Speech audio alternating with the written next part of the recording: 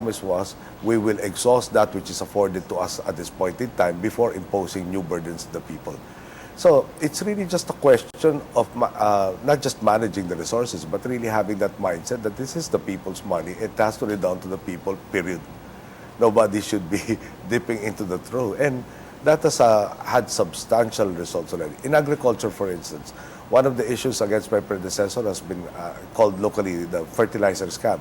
Wrong fertilizers, overpriced at that, and not delivered at the end of the day were the main issue. And right now, from a position where we thought we'd have to import at least 1.3 million tons of rice every year, we have reduced that to about 600,000 tons. And in this year, we have had 3 quarters already of bumper harvest. And when I was producing the figures, I was talking to my Secretary of Agriculture and I was saying, you know, there are 2 figures that we use for what are the needs. If you use the Bureau of Agricultural Statistics, which is 31,000 metric tons of rice a day, national need, the National Food Authority says 34,000. Even if we use the 34,000, we will have about 100 days buffer by January, in spite of the typhoons that came in. So, in effect, the promise of 2013 of self-sufficiency might even be achieved by 2012. But I'm giving my minister a little leeway and saying, okay, since you promised 2013, we'll hold you to 2013. Okay.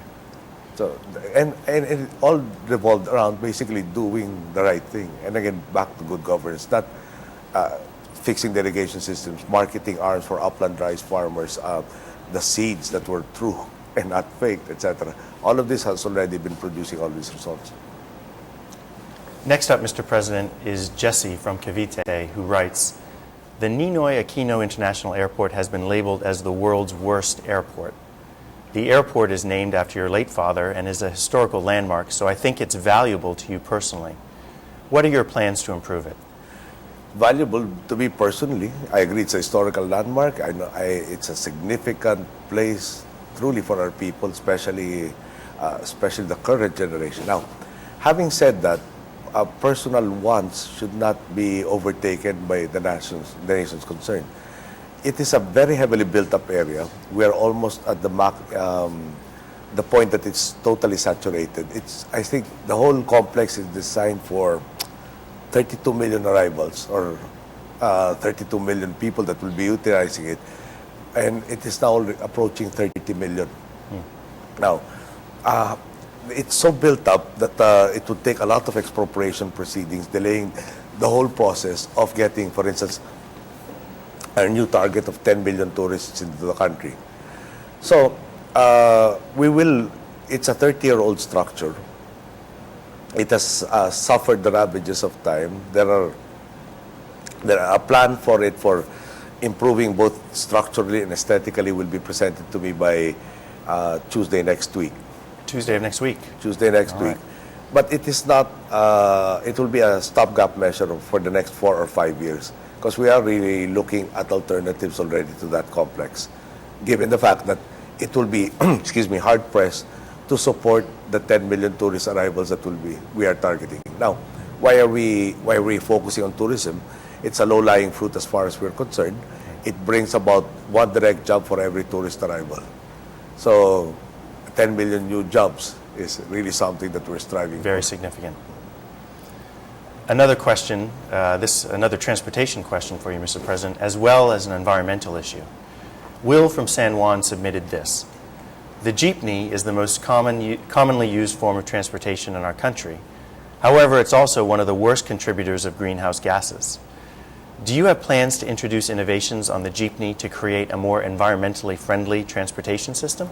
Well, for the transport sector, the plan that is most mature will be to convert them to liquefied natural gas or compressed natural gas.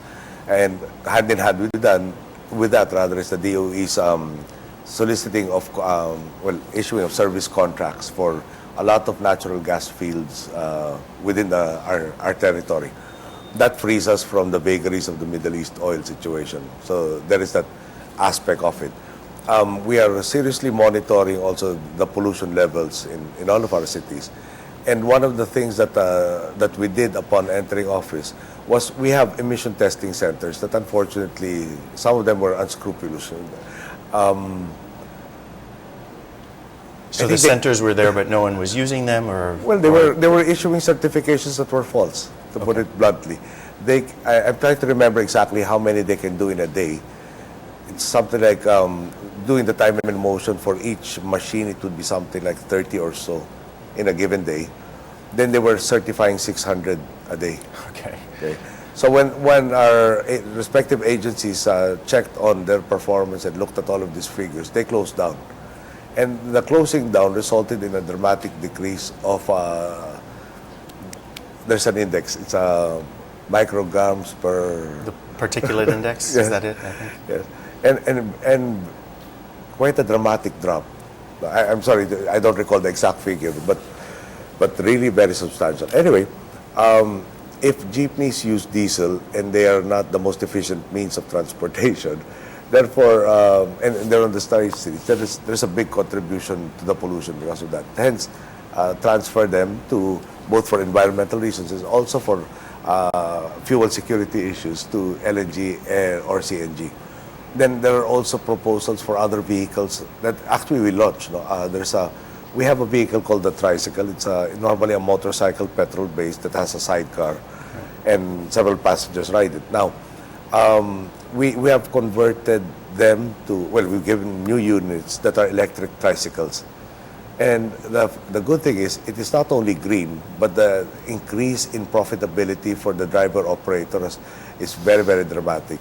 I think something from a take-home pay of about 250 or so pesos per day to about 450 going electric. So going green becomes more profitable. Buses are already going electric also, or CNG, LNG. And there's even a proposal to have to electrify all of the buses that are plying our streets. So all of this is being done. There's an energy efficiency program being conducted by the DOE. It has a really catchy name, which is issue at this point in time. But that includes also retrofitting a lot of the buildings with better lighting, etc. So the government is providing financial assistance to allow these operators to